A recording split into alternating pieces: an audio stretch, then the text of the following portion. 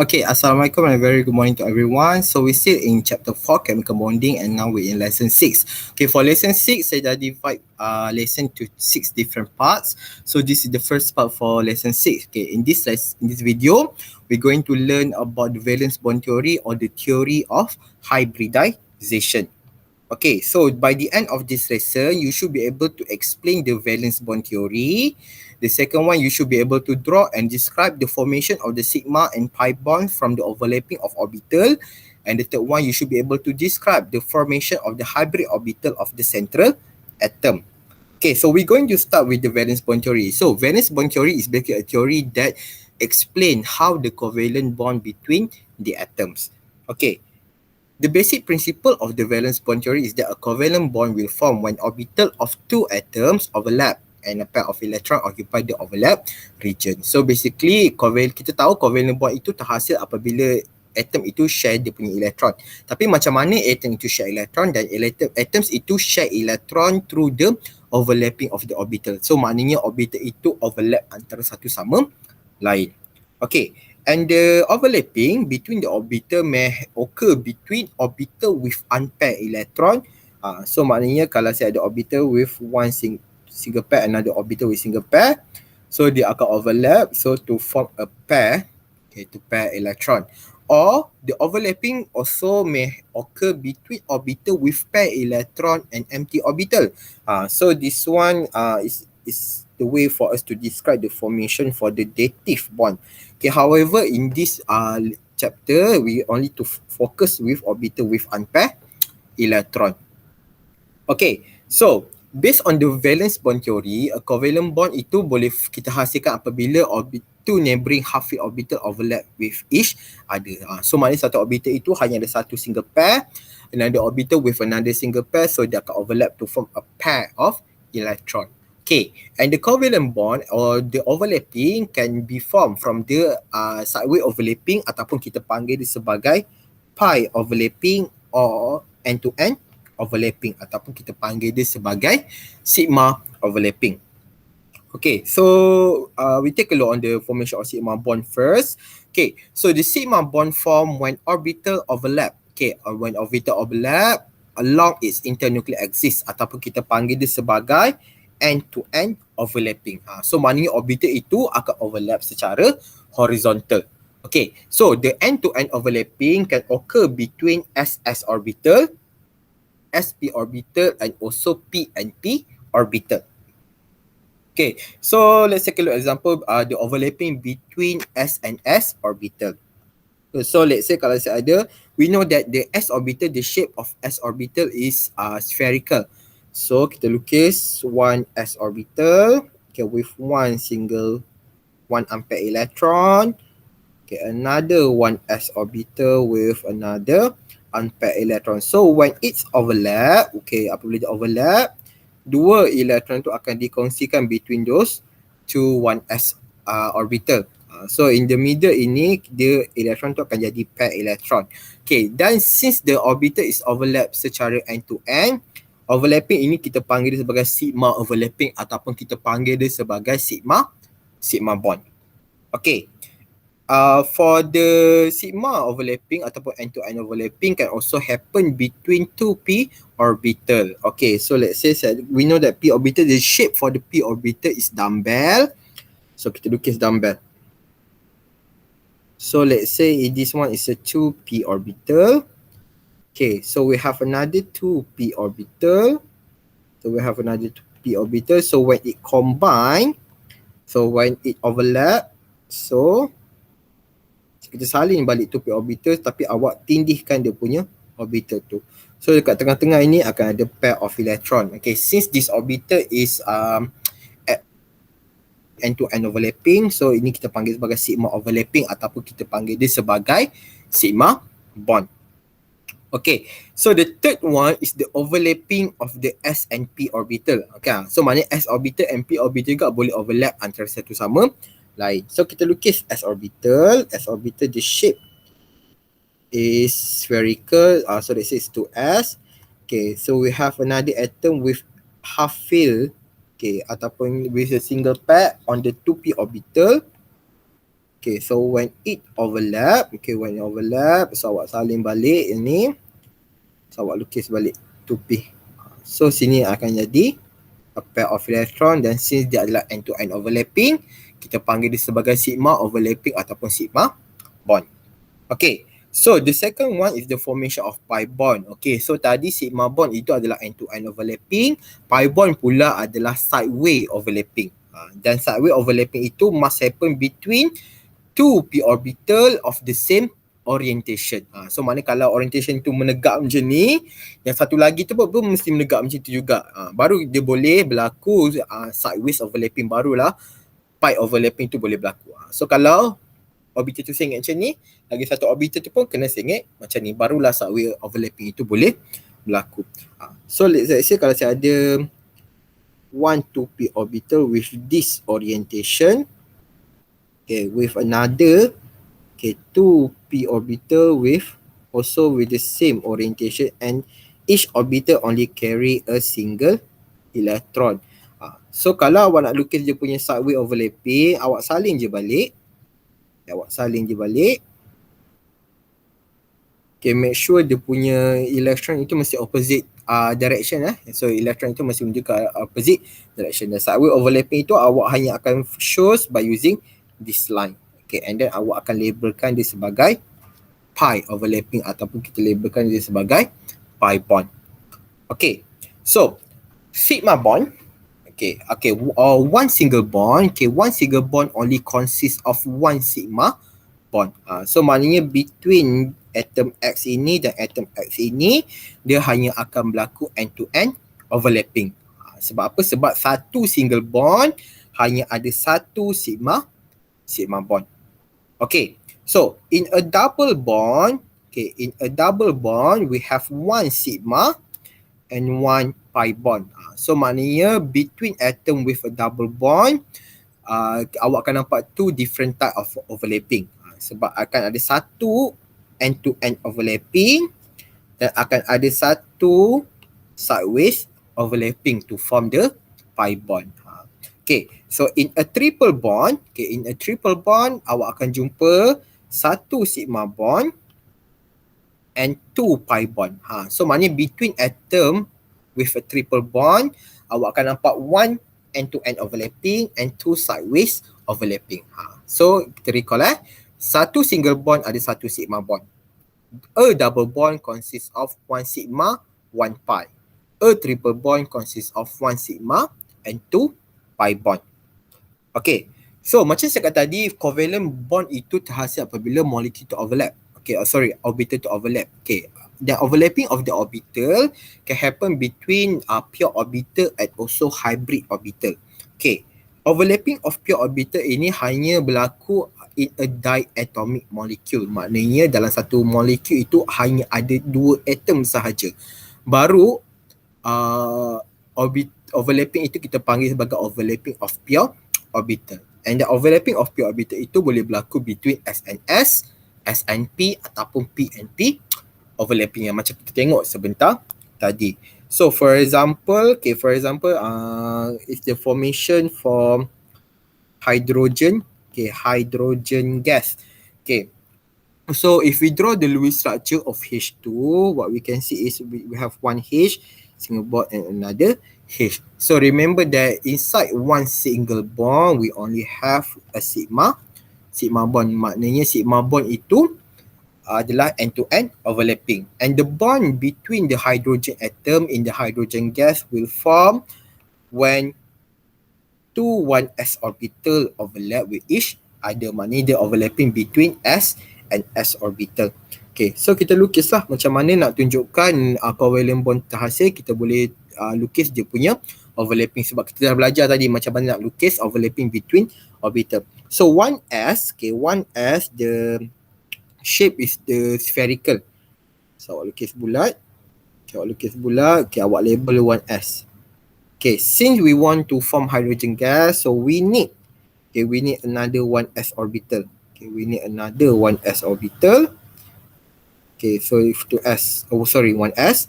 So kita tengok between hydrogen atom ini hanya single bond. So sigma bond maknanya adalah end-to-end overlapping.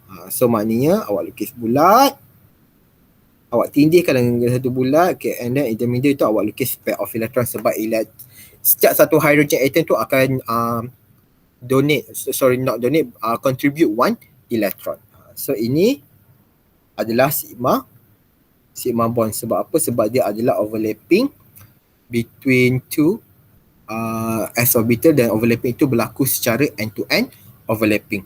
Okay, so the second example is a formation of hydrogen fluoride. So if we draw the Lewis structure of hydrogen fluoride, so kita akan tengok hydrogen single bond fluorine. So maknanya satu single bond hanya ada sigma overlapping sahaja. So sigma overlapping maknanya orbital itu akan overlap secara end-to-end. Okay, and the overlapping of the orbital itu will happen between 1s orbital in hydrogen and one of the 2p orbital dalam fluorine. Sebab awak kena ingat based on valence bond theory, okay, based on the valence bond theory, the overlapping can only happen between orbital with unpaired electron. So maknanya orbital 1s ini akan overlap dengan this 2p orbital. Dia tak boleh overlap dengan yang dua ni. Sebab yang dekat dua ini, awak tengok dia punya orbital tu dah penuh dengan dua elektron. So dia tak boleh overlap dekat situ. So that's why lah dia akan overlap dekat orbital 2p ini. So kita tengok, kita lukis balik. Hydrogen, okay, hydrogen 1s. So the shape is spherical. Okay. So 2p orbital, 2p, the shape of 2p is dumbbell. Okay, awak lukis dumbbell.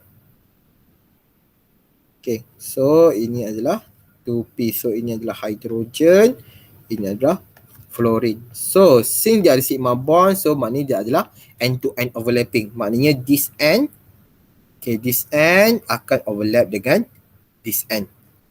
Okay, so if we draw, so draw the 1s, okay, and then draw the dumbbell. Okay, so awak label dia punya atom. So dekat overlapping ini awak akan lukis a pair of electron. Okay, so don't forget, since dia adalah end-to-end overlapping, kita kena label dia punya sigma overlapping.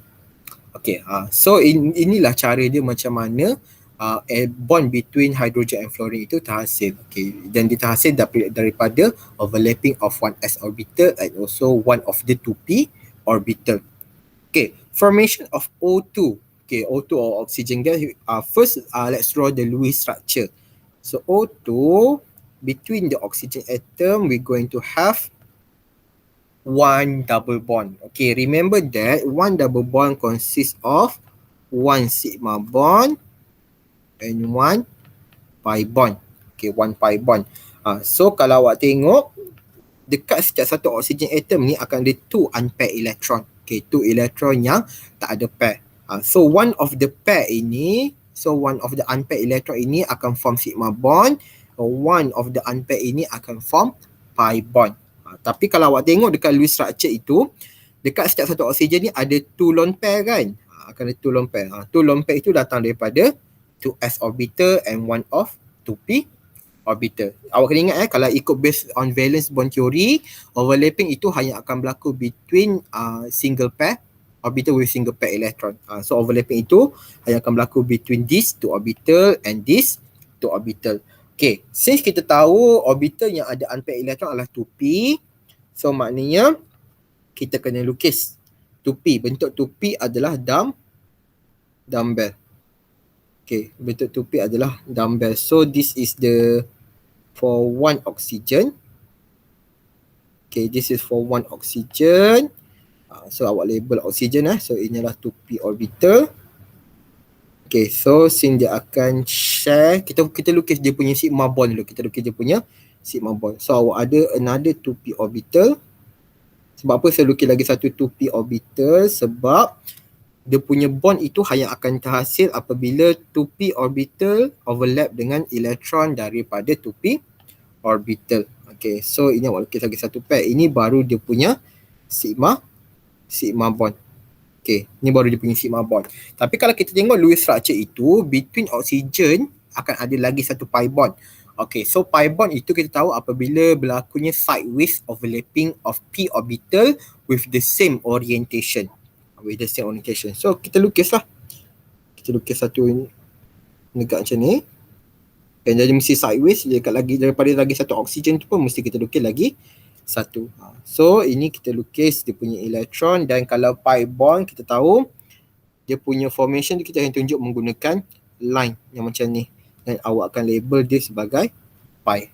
So macam inilah macam mana bond between oxygen atom itu berlaku.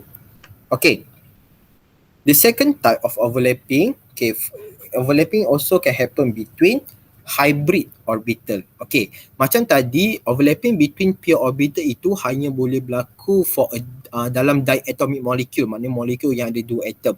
For a molecule with more than 2 atoms, okay, the overlapping yang akan berlaku adalah overlapping of hybrid orbital. So maknanya hybrid orbital dan juga pure orbital.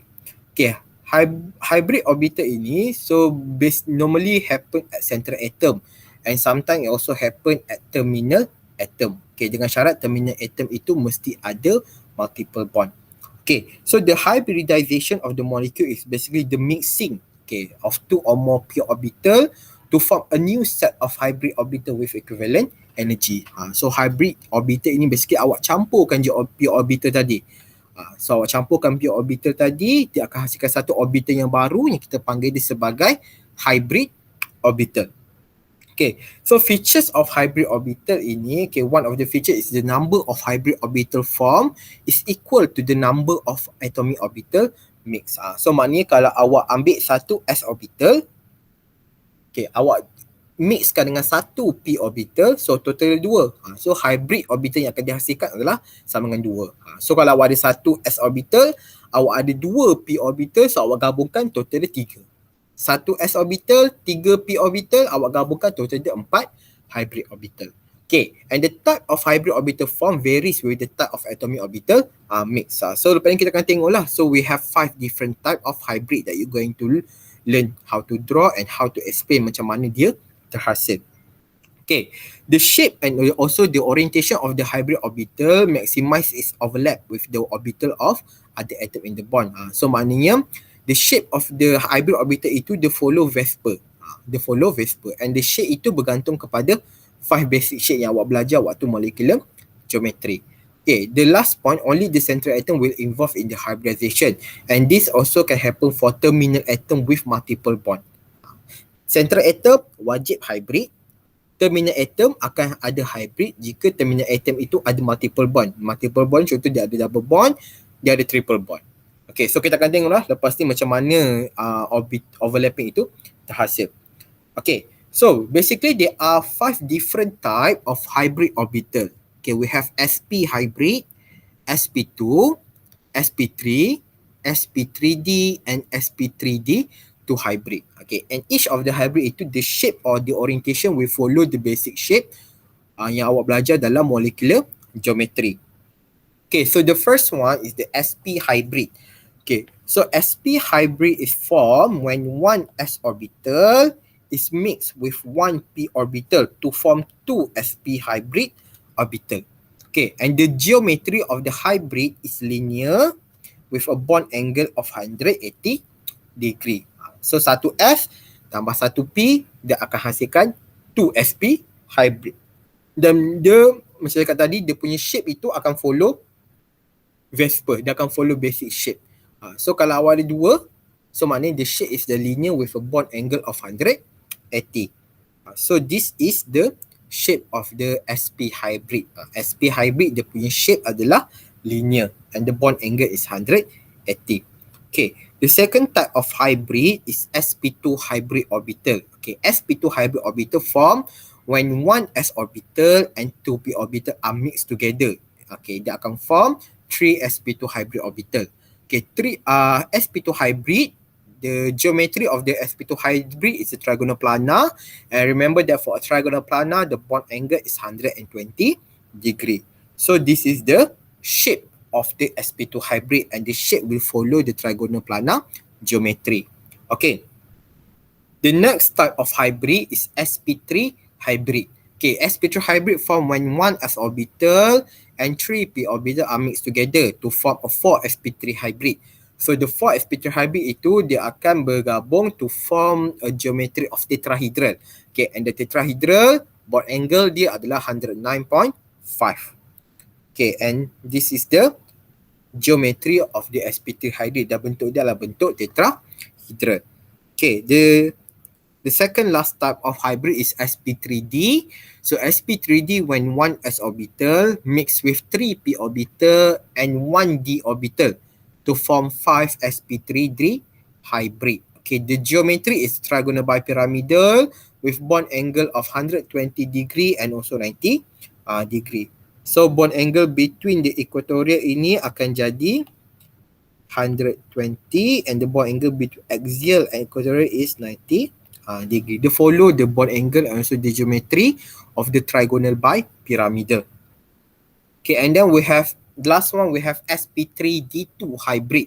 Okay, sp3d2 hybrid form when 1s orbital plus 3p orbital and 2d orbital are mixed together to form 6sp3d2 hybrid. The geometry is octahedral with bond angle of 90 degree.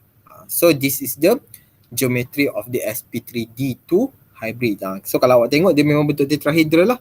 So kalau tetrahedral kita two axial and then we have equatorial and the bond angle is exactly 90 degree. Okay, so kalau dia bagi molekul, macam mana kita nak tentukan hybrid dekat central atom itu? Okay, so the type of hybridization on the central atom can be easily determined, okay, from the total number of sigma bond and also the lone pair electron. So awak tambahkan ada berapa sigma bond, ada berapa lone pair electron, awak akan dapat dia punya hybrid. Okay, so if the total of sigma bond and lone pair electron, okay, if the total of sigma bond and lone pair electron is equals to 2, then the hybridization is sp. Okay, kalau 3, hybridization is sp2. Kalau total the 4, then the hybridization is sp3. Total 5, hybrid dia adalah sp3d, and if the total is 6, then the hybrid is sp3d2 hybrid. Okay, so let's take a look at this example. Beryllium chloride. Okay, around the central atom, remember hybrid itu hanya akan berlaku dekat central atom and terminal atom with multiple bond. Okay, so around the central atom, okay, kita cari dulu ada berapa sigma bond.